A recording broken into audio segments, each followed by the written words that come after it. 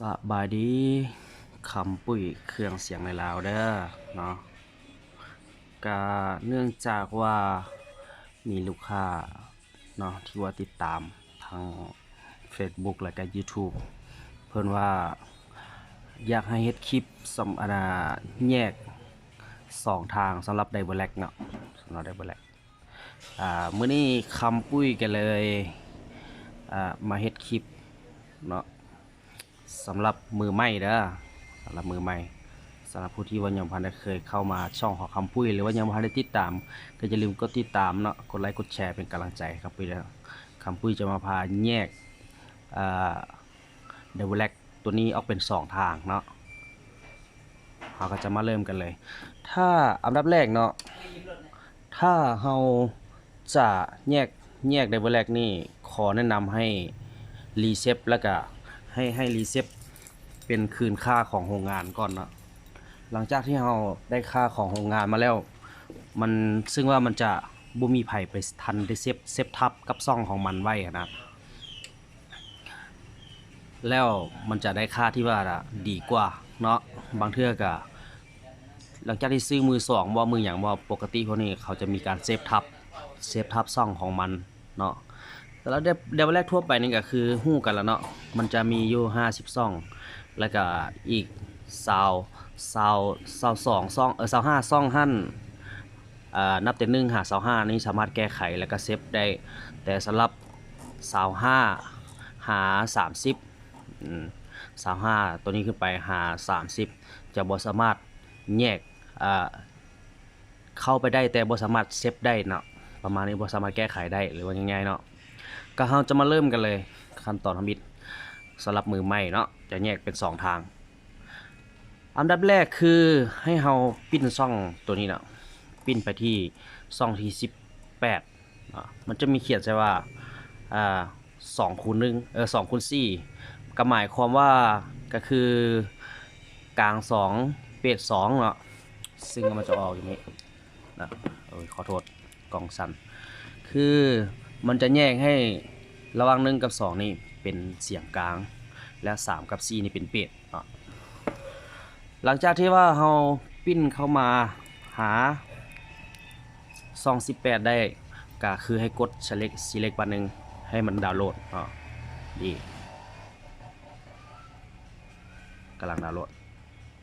นี่หลังจากดาวน์โหลดแล้วนี่ก็คือ2 คูณ 4ก็คือ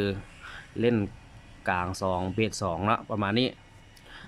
แล้วขั้นตอนต่อมาเราจะไปเบิ่งคอร์ดเด้เราจะไปเบิ่งแบบไหนการจะไปเบิ่งคอร์ดเราก็เข้าง่ายๆก็คือกดเข้าไป X over ตัวนี้กดเข้าไปปั๊บบัดนึงนี่มันจะออกมาเป็น12ก็คือเฮากดเข้าไปโลดเนาะอีนี่เห็นบ่นี่อันนี้ปรับเสียงแหลมนี่มันจะประมาณนี้เนาะเราจะกดตัดค่าเสียงกลางระหว่างกลางกับเบสนี่เราก็เลื่อนมาลด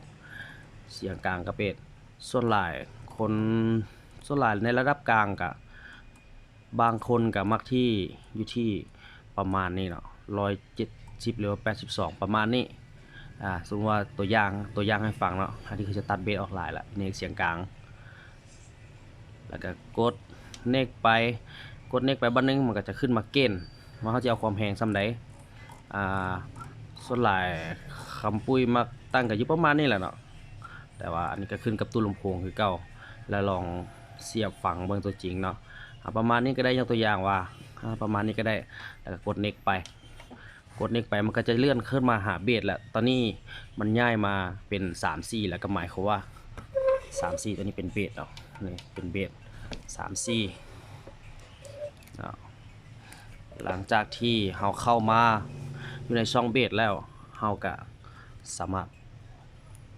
ปรับปิ้นเบิ่งเนาะเห็นบ่มันจะยืดไปยืดมาเขาจะเอาประมาณเท่าใดยกตัวอย่างว่าส่วนหลายเขาเจ้าก็ประมาณ90นี่แหละเนาะแต่ว่าฟังว่าเครื่องเขาตัวจริงก็ลองปิ้นมาเบิ่งประมาณนี้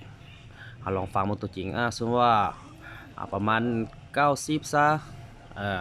ตัวอย่างได้แล้วก็กดเน็กไปมันจะเลื่อนมาข้างหลัง หมายความว่าคือ EQ ตอนนี้มันอยู่ที่อ่า24เนาะประมาณ14ลองปินเบิ่งเนาะดีมันก็จะเลื่อนมาเฮาสิเอาเท่าใดยกตัวอย่างว่าเฮาสิเอา30บ่เฮาสิเอา30บ่ถือว่ามันเฮาสิเอามาสุดเลยบ่สิก็แล้วแต่เฮาลองอันนี้เป็นการแนะนำขั้นตั้งพื้นฐานซื่อๆเนาะแต่ว่าให้เฮาไปตั้งเอาเองกับเครื่องของเฮามันแทบเหมาะก็ได้ตัวใดตัวอย่างว่าอยากให้มันนั้นก็เอาซาวนึงเอาซาวซะยกตัวอย่างว่าเอาซาวเราจะได้แล้วกด next ไปกด next ไปอีกบัดนึงมันก็จะขึ้นมาหาเกณฑ์เนี่ยเราก็บิดอะไรเราจะเล็งเท่าใดเล็งเท่าใดขึ้นกับลำโพงของเราขึ้นกับแอมป์ของเราว่ามันรับได้ส่ำใดเราก็เล็งไปโหลดยกตัวอย่างว่าเอา5ซะบ่เอาหลายกด next ไปดีแสดงว่าเราตั้งคอร์ดนี้ก็เป็นอันสำเร็จแล้วเนาะจะออกมาลักษณะนี้แต่ว่าอันนี้โบแมนค่าตัวจริงที่ว่าจะให้ไปใส่เด้ออันนี้แนะนำซื่อๆหลังจากที่เราแยกคอร์ดได้แล้วก่อนอื่นเรามาเซฟกันก่อนให้กด store คือไฟสีแดงกด store กดไปบัตรที่1กดบัตรที่2อันนี้เป็นการเปลี่ยนชื่ออันนี้เป็นการเปลี่ยนชื่อเนาะเพื่อรักษาเวลาเปลี่ยนชื่อส่วนเขาเปลี่ยนชื่อได้แล้วเขาสิเปลี่ยนตัวใดเปลี่ยนตัวนี้บ่เป็นนี่อย่างก็แล้วแต่ชื่อของเขา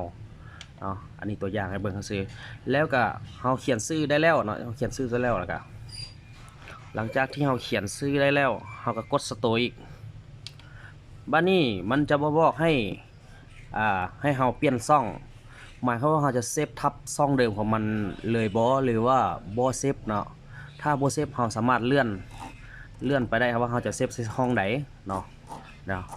คือกำหนดให้25ช่องเขาสิเซฟใส่ช่องไหนเขาจะมาเซฟใส่ห้องนึงยกตัวอย่างว่ายกตัวอย่างว่าเขาเซฟใส่ห้องนึงเขาก็เซฟเข้าไปเลยเขากดได้เขาได้เลข1แล้วเขาได้เลข1แล้วก็มากดเซฟอันนี้เป็นการเซฟค่าของมันก่อนเนี่ย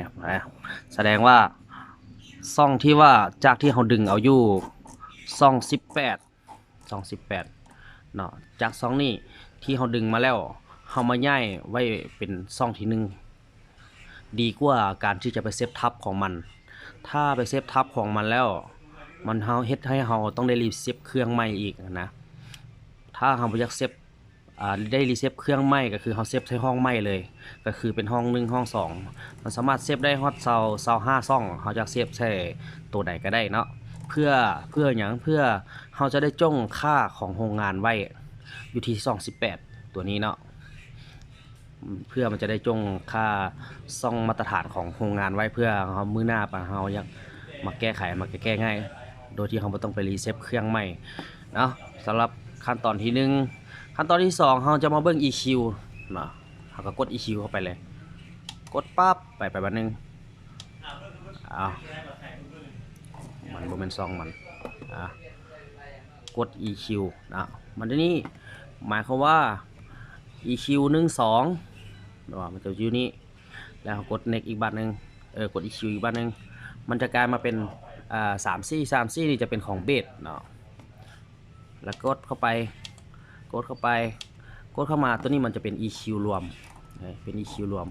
เราจะได้ตัวใดตัวอย่างว่า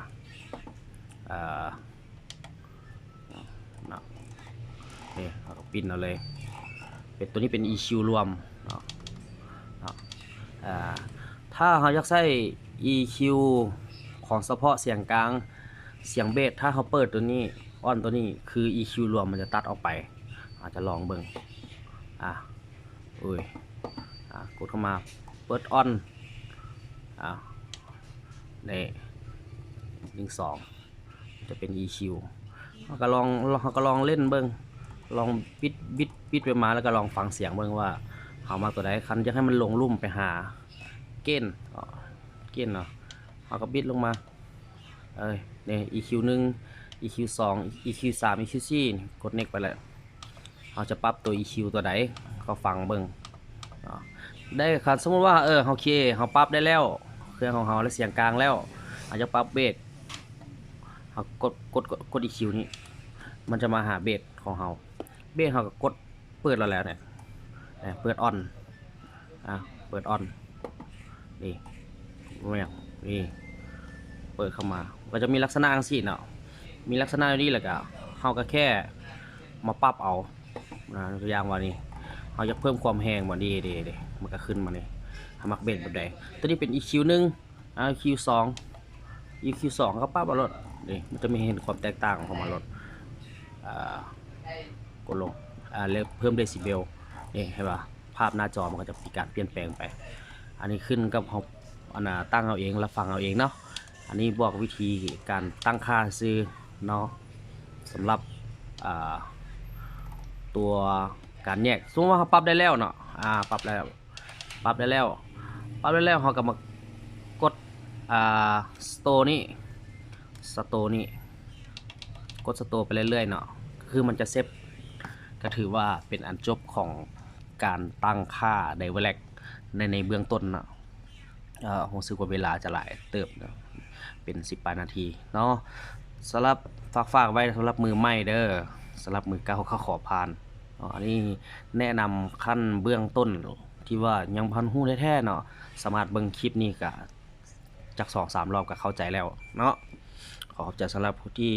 คอมเมนต์มาว่าอยากให้เฮ็ดคลิปแยกไดเวอร์แลกให้เป็นภาษาลาวแน่เนาะก็นี่ก็คือขั้นตอนง่ายๆของการตั้งเนาะเบิ่งครั้งเดียวก็เข้าใจเลยเนาะหวังว่าทุกคนจะได้ความรู้จากคลิปนี้ไปบ่น้อยก็หลายเนาะสำหรับมือใหม่เด้อเนาะขอบใจสำหรับผู้ที่เข้ามาเบิ่งนี่และก็ติดตามตลอดมาเนาะขอบใจ